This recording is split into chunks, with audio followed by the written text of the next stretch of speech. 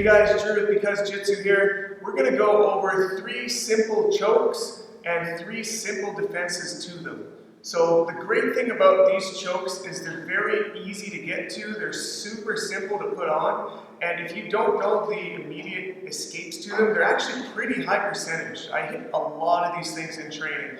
But then I'm going to show on the flip side, if you're the one being put in these, they've got very simple escapes. So if you understand them from both sides, it's going to A, maybe raise your tap percentage a little bit during rolls, and B, it's going to help you get out of these things in a clutch situation.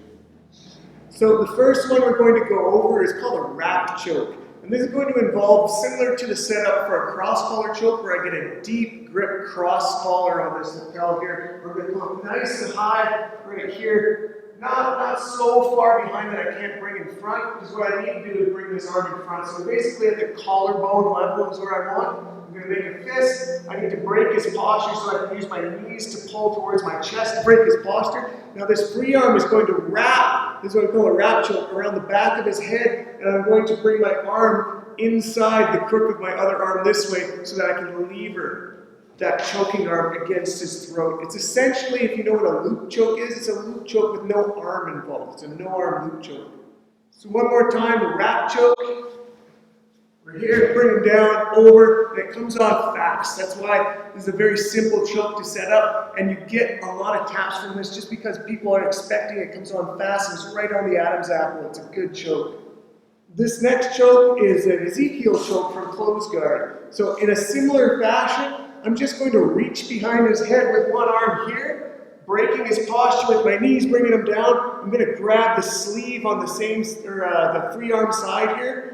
I like to go 3 fingers in. Some people go 4, some people go 2. We'll leave it up to your discretion to see what's comfortable on your fingers, because what we're going to do is turn this like this, which kind of pinches your fingers into this sleeve.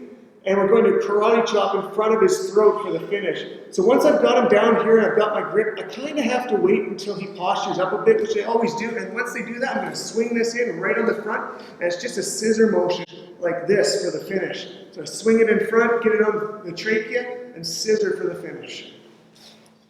So the simple defense to that wrap choke is my partner grabs that grip. He gets all the way on with this choke. And here's the biggest mistake, is trying to fight the choking arm. This one here, pulling this down, is actually pulling against what levers. So it's going to be strength for strength and against structure. I'm not going to win this in a couple seconds. I got to get this off. The trick is I'm going to deal with this other arm over here by coming underneath the elbow and pushing it over my head. And it literally unties the whole thing. It completely unravels. So again, he gets me in and I got to come under this elbow right there. Pop it off, the whole thing disengages. Similarly, for the defense to the Ezekiel choke, he's going to wrap around the back of my head. He gets that and throws it in. Now, I have very little time to fight this. I'm not going to be fighting the choking hand. Just like before, I'm going to come to the opposite arm and push this one over. So I'm going to look away and push it right off. It just slides right off the head. Everything disengages. One more time. Ezekiel comes on. Ezekiel comes off. All right, the third simple choke, you can get this from mount, but typically it's used from side control. I like to use this one as a distraction, to be honest, because it is a simple one to escape, and we'll show the escape to it afterwards. But it's going to be just a straightforward forearm choke. One hand, I'm going to come through like this, grab the cross lapel thumb in, and I want to come so that my hand is right at the collarbone level of the other side, because the finish for this is dropping this elbow to the ground on this side. And the tighter it is on this side, the tighter it gets before my elbow hits the ground. There. Okay? I don't want to have it so loose down here that I can drop my elbow and there's no tension on the throat. That doesn't do me any good. I want him to be tapping before my elbow hits the ground. So again, we come in right near that collarbone level. We're just going to drop that elbow to the ground across the throat for the tap. And now from the defender's point of view, so partner goes in, gets that cross grip and starts squishing down. This one feels real gross on the Adam's apple. So if you don't deal with that, that's going to be a tap. But it's very simple to escape. All I have to do is, so long as this elbow is off the ground, I have a chance to defend it. As he brings this elbow down, I bring that arm up. So now his elbow drops into my armpit, and he can drop that as heavily as he wants. He's not going to choke my throat. He needs to get more lever down towards the ground. So I'm going to come up by saying, I'm asking the teacher a question. It's an easy way to remember. Bring it up into here, and then you can even just pull down like that. It's going to take a lot of power out of that situation. You can start defending yourself again.